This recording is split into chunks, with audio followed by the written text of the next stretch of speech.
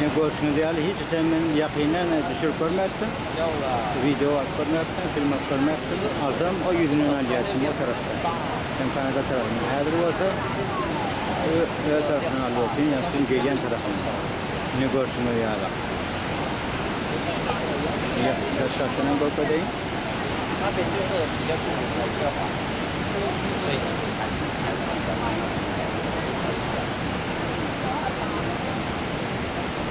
Yoğun gelişim.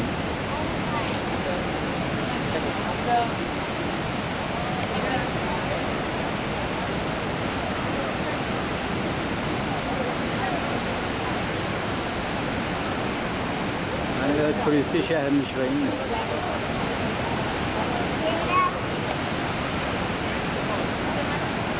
Nişi Niagara Falls'dan doğru saat yarım bir saat, kaçık saat yol 240 kilometre Toronto'dan aralığı.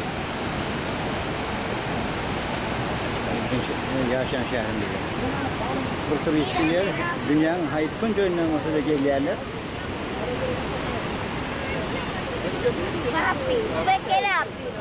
Ne? Bu görüyen koçanı olsa Center Koça diye merkezi.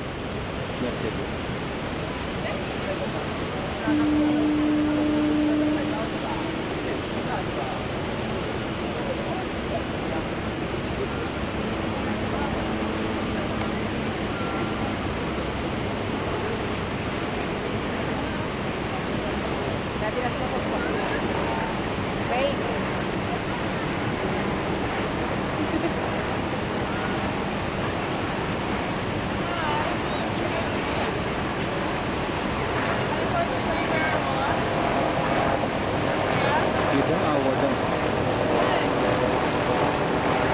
Görmeni böyle bir şey ala.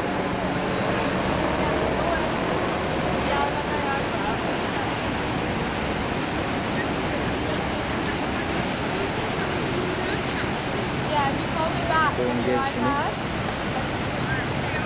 burada koyup kullanıyor. İşte kaptanlarla görüşmeyi nerede koyduk? Elbette beylerden çık ederler. Daha farklı yaptılar. Beyleri işte almış geçiyor. Birinin beylik geçinmek, beyden geçinmek kadalan. Hiç vurursam alayım işte adam. Belki doğumludan durur. Belki doğumludan çılar. Yaşın görmek cennet bir şey alır.